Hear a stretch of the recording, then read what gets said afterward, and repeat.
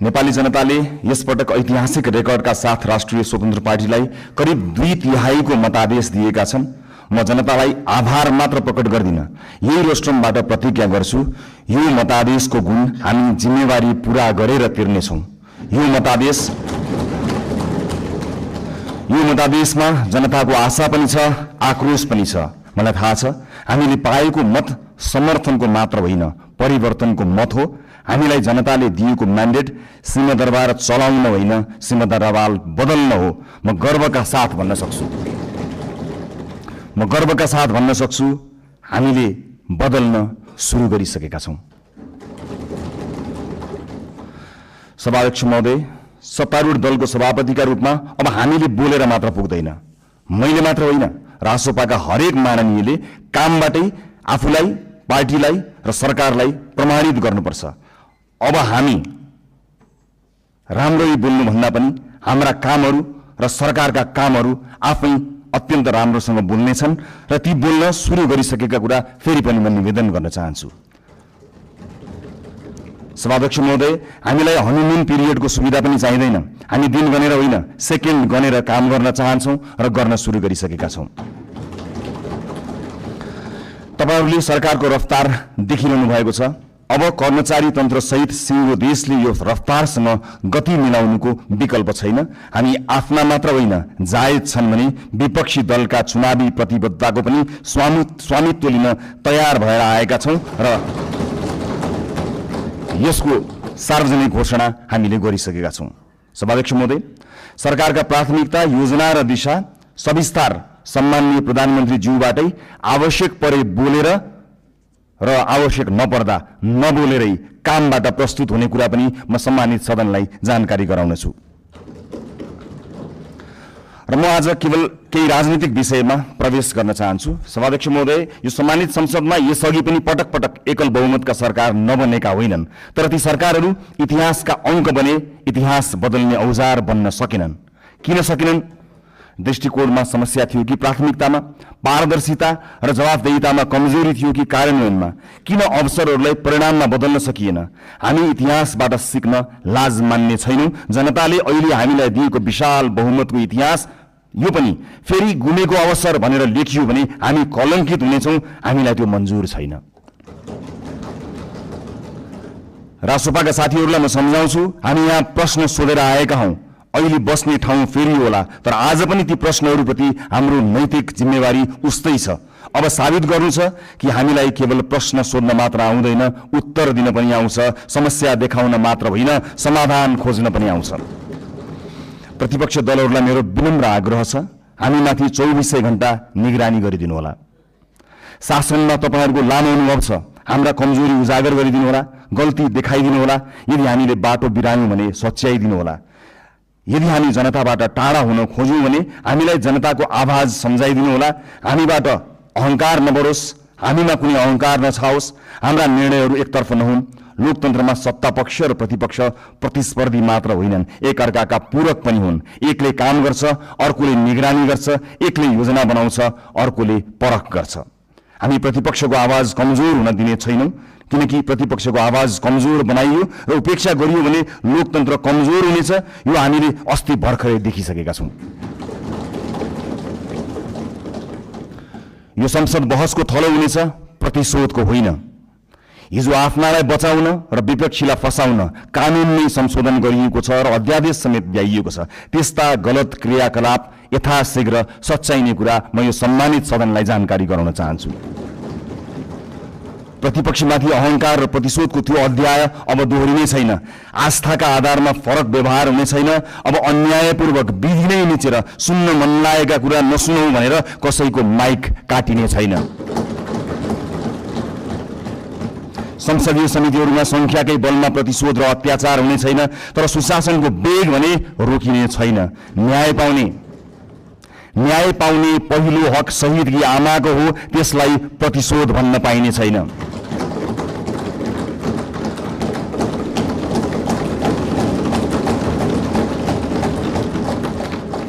यो सरकार जेनजी विद्रोहको पनि सन्तान हो। हिजो संविधान र कानूनको आवरणमा नेता र पार्टीका सिफारिसबाट नियुक्ति लिएकाहरूले स्वैच्छिक रूपमा राजीनामा दिँदै विधिको पालना गर्नमा सहयोग गरिदिनु हुन म अपिल गर्न चाहन्छु।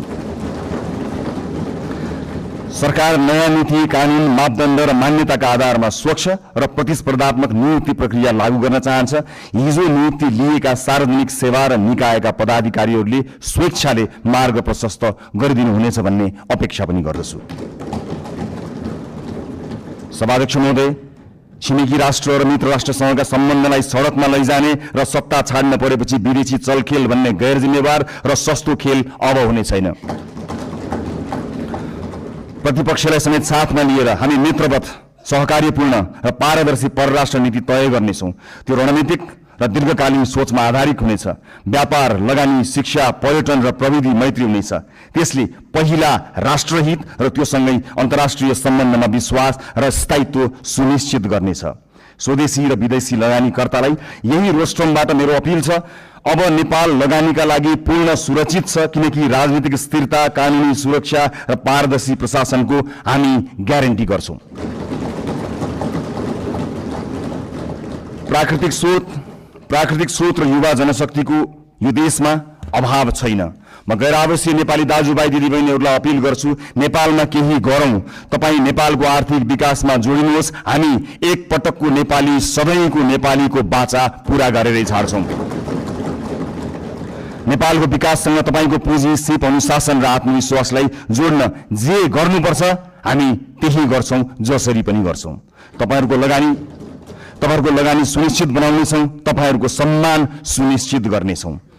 देशभित्र म निजी क्षेत्रलाई पूर्ण आश्वस्त पार्न चाहन्छु। बिचौलिया र माफियाहरूले बिगारेको व्यावसायिक वातावरण हामीले सुधार गर्न सुरु गरिसकेका छौं। नीतिहरू अब बजारमा बेचिने छैनन्, निर्णयहरू कसैको दबावमा बन्ने छैनन्। व्यावसायिक क्षेत्रमा तपाईहरुले अनुभव गरेको असुरक्षा, अनिश्चितता र दबाव सधैँका लागि समाप्त हुनेछ। बिचौलिया र माफियागिरी अब रहने छैनन्। समान अवसर, पारदर्शिता, निष्पक्षता र व्यावसायिक स्वतन्त्रताको जिम्मा हामी लिन्छौं, सरकारले लिन्छ। म एउटा प्रसंग यहाँ प्रस्तुत गर्न चाहन्छु। सभामुख महोदय, मेरा मित्र माननीय खगेन्द्र सुनवार निर्वाचित भएर यहाँ आउनु भएको छ। चुनावी दौडका सिलसिलामा उहाँका विषयमा विवाद आउँदा थाहा छैन उहाँले गल्ती गर्नुभयो गर्नु भएन, तर उहाँले माफी माग्नुभयो। यति छिटै माफी माग्नुभयो। भन्नुभयो मबाट त्यस्तो गल्ती भयो जस्तो मलाई लाग्दैन, तर गल्ती भएको रहेछ भनेर माफी माग्नुभयो। म आज यो सिङ्गो सदनबाट सिङ्गो देशलाई भन्न चाहन्छु, गल्ती गरेको हो कि होइन भन्दा अन्यल हुँदा खगेन्द्र सुनारले माफी मागे।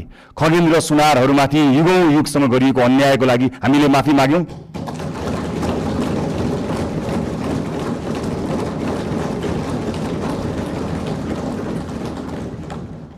यो देशको दलित समुदायलाई मैले आज सार्वजनिक क्षमा याचनाका साथ केही भन्नु छ। यो सरकार शताब्दीदेखिको विभेदको, अन्यायको, अत्याचारको इतिहाससँग पहिलो पटक सामूहिक र सार्वजनिक माफी माग्दैछ, त्यो पनि यो सदनबाट।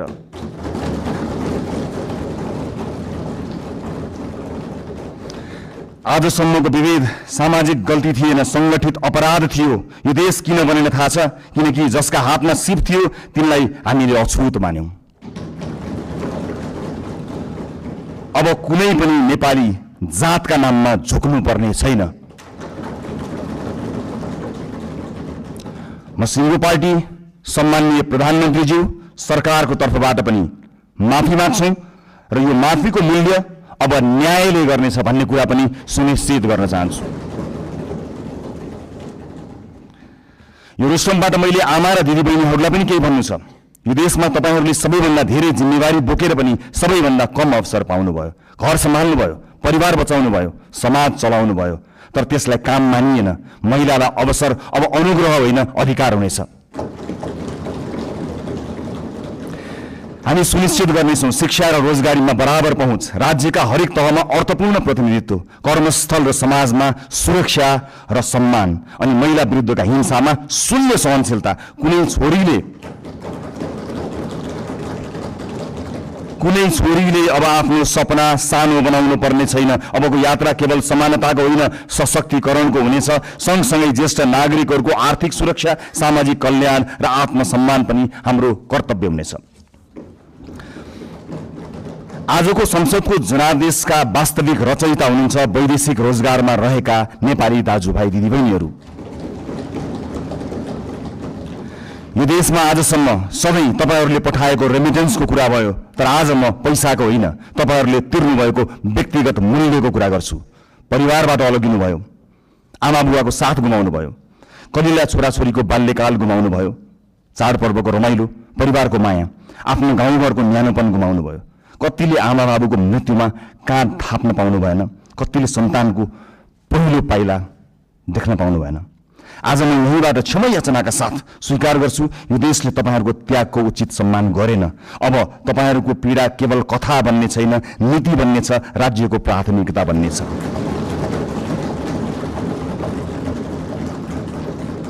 बिचौलिया र श्रम माफिया अब कारबाहीका भागीदार हुनेछन्। अबको नीति तथा कार्यक्रम र बजेट तपाईहरूको हुनेछ। खाडी क्षेत्रमा अब जाने हाम्रा राजदूतहरू बिचौलियासँगको डिनर टेबलमा होइन, श्रमिकका शिविरहरूमा भेटिनेछन्।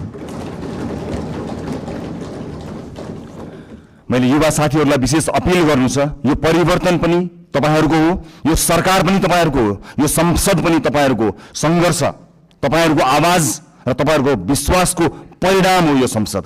तपाईहरूलाई दक्ष र आत्मनिर्भर बनाउन, रोजगारी र उद्यमशीलतासँग जोड्न, नवप्रवर्तन र नेतृत्वका अवसरहरू पैदा गर्न सरकार प्रतिबद्ध छ।